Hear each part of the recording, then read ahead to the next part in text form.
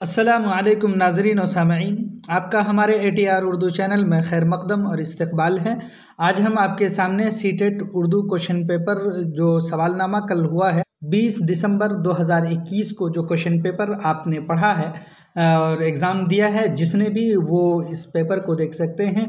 और इसके बाद जिनका भी क्वेश्चन यानी सीटेट एग्ज़ाम है वो ये क्वेश्चन पेपर उसके लिए देखना बेहद ज़रूरी है, ताकि आपको ये मालूम हो सके कि आप कितने पानी में हैं, आपके कितने मार्क्स आ रहे हैं और जो एग्ज़ाम देने वाले हैं, ताकि वो इस हिसाब से अपने प्रिपरेशन भी कर सकें और उसके लिए जानना ज़रूरी है। सबसे पहले तो हम ये देखते हैं कि पैराग्राफ से कुछ क्वेश्चन पूछे गए थे। यहाँ पर हम 1 to 5 और 6 to 8 के लिए दोनों का क्वेश्चन पेपर सिर्फ हम आपको दे रहे हैं और आखिर में हम कोशिश करेंगे कि हम आपको इसके आंसर्स भी बताएं। तो यहाँ पर आप देखिए, सबसे पहले यानी 1 to 5 वाले के लिए जो क्वेश्चन पूछा गया था, एक है कोलंबस और मल्ला किस मुल्क के रहने वाले थे। इसी तरह क्वेश्चन पूछा गया था कि इमराई किसको कहते हैं। इसी तरह से एक क्वेश्चन था कि ज़ुबान की तदरीस में निसाबी किताब है, यानी इस तरह से ज़ुबान का इक्तिसाब है, ये ऑप्शन भी था। इसी तरह से आप आइए तो एक क्वेश्चन ये पूछा गया था उसमें कि किसी तसव्वुर या उसूल के इख्तिताम पर लिया जाने वाला टेस्ट कहलाता है, क्या कहलाता है? तशख़ीसी जांच या प्लेसमेंट जांच या हुसूलियाबी की जांच या याददाश्त की जांच, इनमें से क्या कहलाता है? ये ख़ुद आप यहाँ से एनालिसिस करके बता सकते हैं। जवाब हमें कमेंट करके बताएं कि क्वेश्चन देख लीजिए, यहाँ पर दिया है कि तसव्वुर या उसूल के इख्तिताम पर लिया जाने वाला टेस्ट। कोई भी तसव्वुर है या कोई चीज़ आप पढ़ रहे हैं, उसके लास्ट में जो टेस्ट लेते हैं उसको क्या कहते हैं, तो आप इस चीज़ को जहन में रखते हुए इसका आंसर करेंगे। इसी तरह से एक क्वेश्चन ये पूछा गया था कि ज़ुबान की पैदावारी महारतें हैं, यानी आप पढ़े हैं कि स्किल्स ऑफ लैंग्वेज 4 हैं, उनमें से ये पूछा जा रहा है कि पैदावारी महारतें क्या हैं, यानी लिखना, बोलना, पढ़ना, सुनना, इनमें से आपको चूज़ करना है पैदावारी महारतें। तो क्या क्या थी वो आप यहाँ से आपको याद भी होगा तो वो भी देखिएगा, आप हमें कमेंट करके बताएं।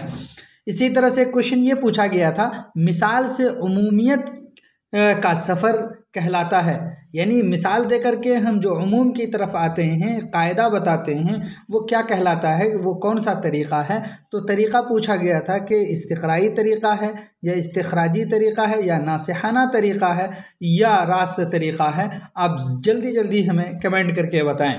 इस तरह से चलिए जब हम आगे देखते हैं कि 6 to 8 के लिए जो क्वेश्चन पूछा गया था, उनमें से पैराग्राफ दिया गया था। वो पैराग्राफ के कुछ लाइन हम यहाँ लिखते हैं कि रेडियम दुनिया की सबसे कीमती धात है, रेडियम की कदरदानी आदमी नहीं जानता है। लेकिन इस तरह से बड़ा पैराग्राफ था, उस पैराग्राफ से जो क्वेश्चन पूछे गए हैं वो क्वेश्चंस आपके सामने हैं। पहला क्वेश्चन तो ये है कि साइंसदान और डॉक्टर किस धात की कदर करते हैं। दूसरा क्वेश्चन था कि रेडियम की किरणों को शीशे की तख्ती में दोबारा छान लिया जाए तो क्या होता है। इसी तरह से तीसरा क्वेश्चन है कि रेडियम कौन से ज़ख्म अच्छे कर देता है। चौथा क्वेश्चन था रेडियम हमारे जिस्म के किस हिस्से को दुरुस्त करता है। चलिए, ये आपको अगर अच्छा लग रहा हो तो हमारी वीडियो को लाइक करें और शेयर भी करते चलें। और अगला क्वेश्चन ये पूछा गया था कि रेडियम के ज़ेरे इलाज लोग कैसे अपनी हिफाजत करते हैं, रेडियम की शुआएं निज़ाम पर कैसे असरअंदाज होती हैं। आप अपने दोस्तों को भी इसको शेयर कर दीजिए ताकि उनको भी कुछ फ़ायदा पहुँच जाए। बदसूरत का मुतज़ाद क्या है? मुतज़ाद कहते हैं अपोजिट को, एंटोनियम्स को कहते हैं, तो ये आप याद रखिएगा। पूछा गया ऑप्शन में है खूबसूरत, बदनुमा, खुशगवार, बदशकल। जल्दी से इसका आंसर हमें बताइए। इसी तरह से शुआ की जमा क्या है? ऑप्शन है इशा, इशाओं, शुआएं, इशाएं। चलिए, इस तरह से एक अशार दिया गया था। अशार ये था कि जो सिकंदर अली वजद का शेर है उसकी पूरी गज़ल उठा कर दिया गया। वो शेर हम आपके सामने पढ़ते हैं। मुस्कुराओ, खुशी की बात करो, रोने वालों हंसी की बात करो, ये अंधेरे के तज़किरे कब तक, दोस्तों रोशनी की बात करो, खूंफशां मौत आएगी एक दिन, गुलफशां ज़िंदगी की बात करो, अहले महफिल उदास बैठे हैं, अब कोई दिल लगी की बात करो, बात जब है कि दुश्मनों से भी जब करो दोस्ती की बात करो, फूल मुरझा गए तो क्या गम है, खिलने वाली कली की बात करो। तो बहुत अच्छी गज़ल है, इससे क्वेश्चन पूछा गया था और बहुत ही इजी है। अगर आप इस शेर को सुने होंगे और पढ़े होंगे तो आप इसको पॉज करके देख लीजिएगा। यहाँ पर है क्वेश्चन ये, शेर के दूसरे मिसरे में शायर रोने वालों से क्या कह रहा है?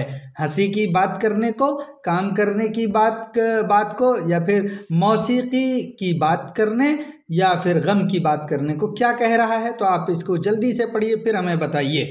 इसी तरह से यहाँ पर देखिए, हमने गज़ल इसीलिए दी है ताकि आप इसका आंसर कर सकें। शायर किसका तज़किरा न करने को कह रहा है? ऑप्शन एक में था कि बड़े लोगों का, या तारीकी का, या अंधेरे का, या बेईमानी का। किसका तज़किरा न करने को कह रहा है? तो आपको गज़ल एक मरतबा देखनी पड़ेगी, फिर उसके बाद आप आंसर कर सकेंगे। आपने जो वहाँ पे आंसर किया है वही आंसर कीजिएगा ताकि हम करेक्ट कर सकें आपको। चलिए, इस तरह से है, शायर अहले महफिल के उदास होने की वजह से क्या करने को कह रहा है? और हम इसका आंसर आपको आखिर में बता भी देंगे। तो यहाँ पर है ऑप्शन में कि दिल लगी की बात, या तशफ़ी देने, तसल्ली देने, दिलजुई करने की बात। किस बात को कह रहा है? और अगला क्वेश्चन है कि शायर दुश्मनों से भी कौन सी बात करने को कह रहा है? दुश्मनों से भी कौन सी बात करने को कह रहा है? तो आपको वहाँ पर आंसर मिल जाएगा और वही आपका करेक्ट आंसर भी होगा। चलिए, अगला क्वेश्चन है आपके सामने कि दोस्ती का मुतज़ाद है। दोस्ती का मुतज़ाद क्या है? यहाँ पे देखिए ऑप्शन है दुश्मनी, रक़ाबत, उल्फत, मोहब्बत। क्या है? इसको जल्दी से आप कमेंट करके हमें बताएं। अगला क्वेश्चन है, ये अंधेरे कब तक? यानी यहाँ पे पूछा जा रहा है कि खाली जगह को पुर करना है कि यहाँ पे कौन सा लफ्ज़ आएगा? किस्से, सिलसिले, तज़किरे, चर्चे। आप शेर में पढ़िए, वहाँ पर आपको मिल जाएगा। शेर में दिया हुआ ये अंधेरे के तज़किरे कब तक।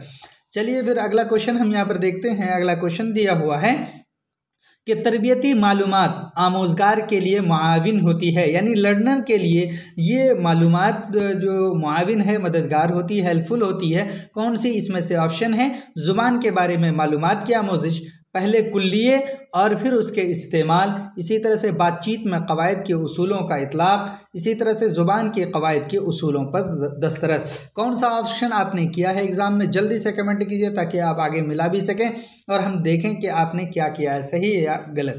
चलिए, इस तरह से एक क्वेश्चन था, आईन हिंद के 8वें शेड्यूल में, यानी जो 8वां संशोधन था या 8वां जो ज़ुबान के बारे में बात की गई है, कितनी ज़ुबानों का इंदराज किया है उसमें, यानी कितने ज़ुबानों को लिखा है उस आर्टिकल में? तो आप इसको देखिए, यहाँ पर ऑप्शन में दिया हुआ है 22, 18, 62, 1129। चलिए, अगला क्वेश्चन था आपके सामने कि मतन पर ताइराना नज़र डालने का क्या मतलब है? जो टेक्स्ट है उस पर हम एक सरसरी निगाह डालते हैं तो उसका क्या मतलब है? उसका क्या ये मतलब है कि आम माना या फिर मालूमात, इसी तरह से मखसूस तफासिल वगैरह, इस तरह की क्या आपने कौन सा किया है वो हमें ज़रूर बताएं।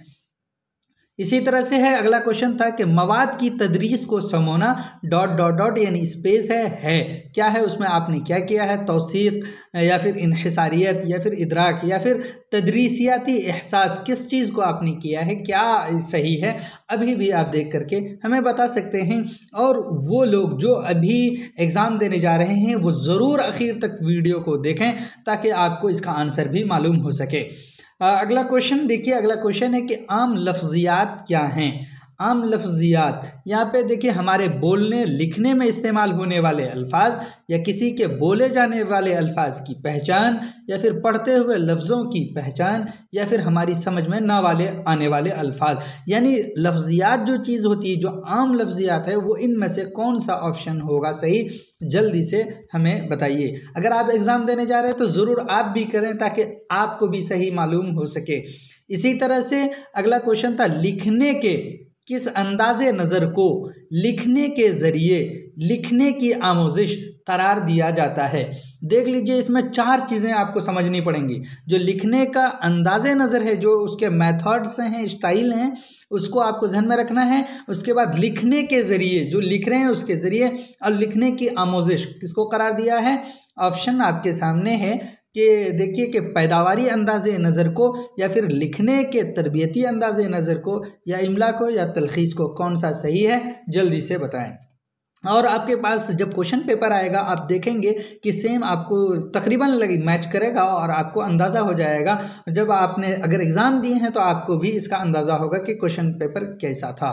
लफ्ज़ियात, तलफ़ुज़ और क़वाइद का इस्तेमाल है, यानी ये समझ लीजिए कि ये क्या चीज़ें हैं, किस तरह की चीज़ें थी, ये एक इस तरह से क्वेश्चन था। इसी तरह से क्वेश्चन आपके सामने दर्ज झैल में से कौन इदराजी या इर्तिहाशी तहरीरी अमल है, कौन सा ऑप्शन। इसका देखिए बहुत लंबा लंबा ऑप्शन है और बहुत गौर से और ध्यान से देखिए पूछा गया। तो ये तसव्वुर करें कि आप कहानी में एक लड़के के किरदार अदा कर रहे हैं और अपने दोस्त को एक ख़त लिखना है जिसमें सफ़र के दौरान एक अजनबी से मुलाकात और दूसरे तजुर्बात को बयान करना है। क्या इसको इसी तरह से ऑप्शन है कि नागपुर जाने के लिए रेलवे टिकट का रिजर्वेशन फॉर्म भरना। इसी तरह से एक ऑप्शन था जितनी मुमकिन हो नज़्म को पढ़ें और नज़्म की तलखीस करें। उसके बाद एक ऑप्शन था कि एक पेड़ की खुदनविश्त सवानह उम्री तहरीर करें। यानी ये आपको बताना कौन सी इनमें से जो ऑप्शन आपको 4 मिले हैं इनमें से कौन सा इदराजी या फिर इर्तिशाही तहरीरी अमल कहला सकती हैं। चलिए फिर अगला क्वेश्चन था आपके सामने कि ज़ुबान स्पेस है क्या है। कुल्लियों का निज़ाम है, उसूल से चलने वाला निज़ाम है, तरसीली निज़ाम है, साइंसी निज़ाम है। और इसका आप ज़रूर भी ज़रूर हमें आंसर बताएं। अगर आप आंसर नहीं बताएं तो फिर हम आपको ज़रूर आंसर भी बताएंगे। चलिए फिर हम आपसे मिलते हैं अगले वीडियो में, तब तक के लिए खुदा हाफिज़, अस्सलामु अलैकुम।